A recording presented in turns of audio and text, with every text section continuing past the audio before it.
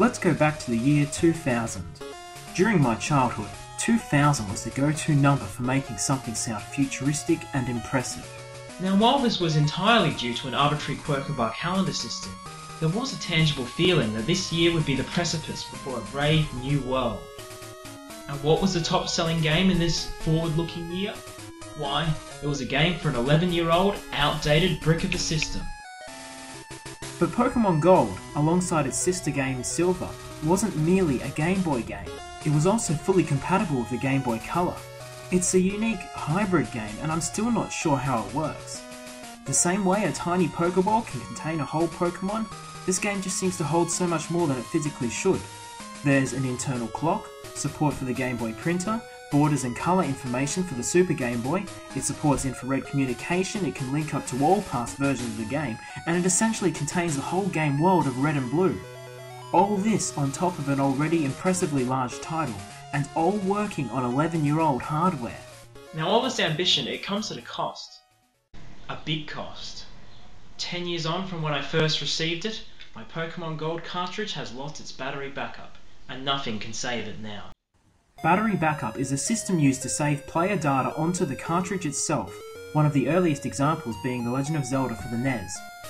It's called battery backup because the cartridge contains a battery to provide an uninterrupted power supply for the RAM where this new data can be written.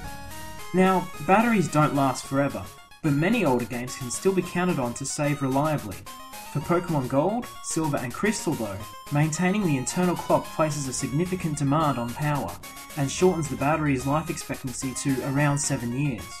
Now there are plenty of sites on the internet explaining how to replace a battery in one of these, but it's a risky operation, and I can't bring myself to harm a game that I've owned, particularly one that I enjoyed so much as a kid.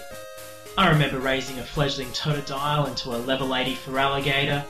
I bicycled all the way across Johto and Kanto, I defeated the Aleted, I caught a Ho-Oh and an Entei, but that's all gone now. It's time to begin a new adventure.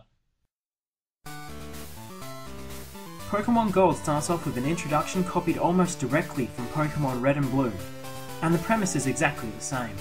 A 10-year-old boy leaves home to wander the world on foot, encounter wild animals, capture them, and then make them fight for money and prizes.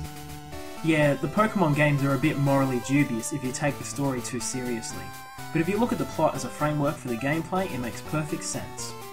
And the gameplay system in Gold is a great work of craftsmanship, fine-tuned and perfected. I won't speak about the basic system inherited from the earlier Pokémon games here, as I'm sure you're all familiar with it. But I must say that for me, it managed to transform the stodgy JRPG grind quest mechanics I hated into a personalised adventure that I adored. Addictive?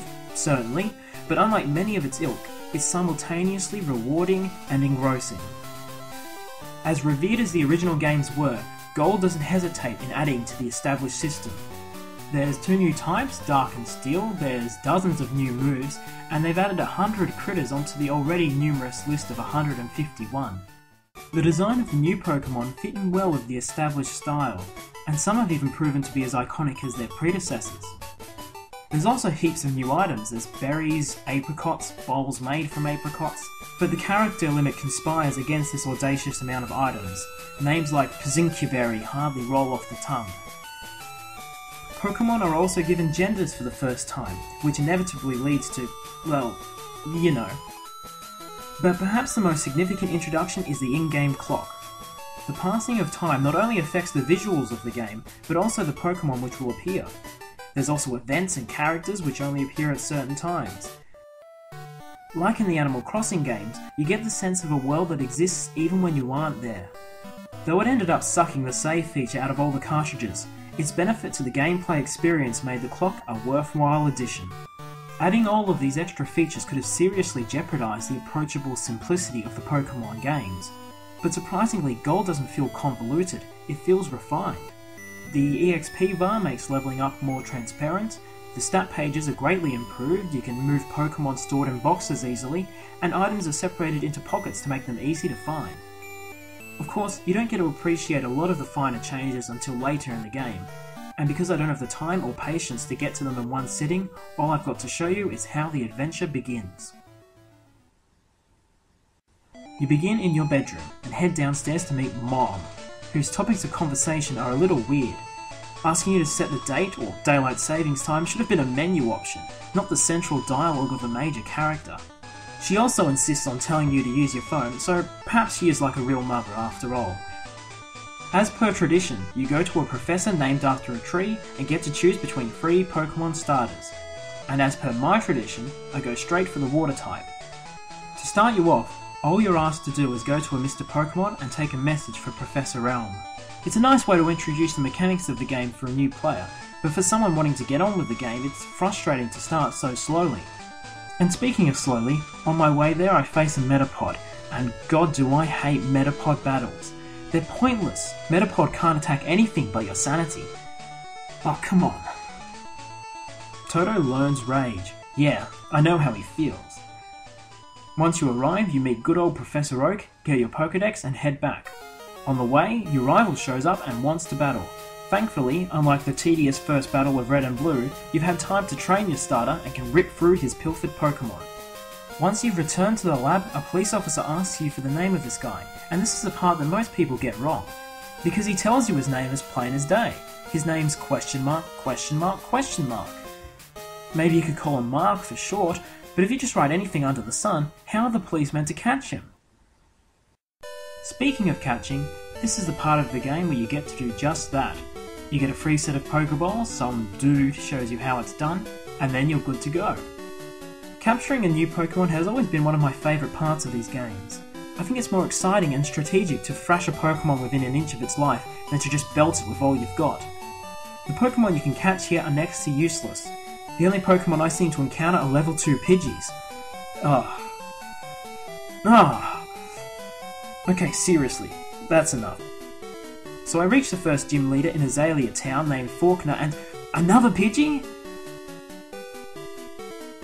What about showing some of the new Pokemon? Where's Xatu or Murkrow? After receiving the Zephyr badge, I get blocked by the now traditional Pokemon obstacle and head into the mysterious ruins of Alph. These ruins contain the 28 variations of the Pokemon unknown. These Pokemon haven't been seen for centuries because the archaeologists couldn't solve a 16-piece puzzle. I've been playing for almost an hour now, and I'm anxious to get somewhere, so I try to slip past all these trainers, but in a new addition to Pokémon Gold, they're able to turn around and catch you. I keep going and I come across a cave. Oh no, not caves, that's where I draw the line. I know there's some great places on the other side, but I'll never get to see enough of it in a single setting. My adventure ends here.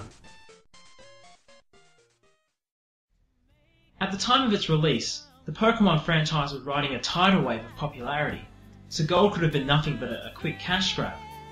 But Nintendo and Game Freak really put in the effort to make a game which excels in its own right, working magic with the Game Boy to produce a huge world you could willingly lose yourself in. I had a fantastic time exploring this world when I was younger, but now I can honestly say I may never play this game again. I just can't. I'll always remember this game very fondly. It's just a shame that it can never remember me. The time has come.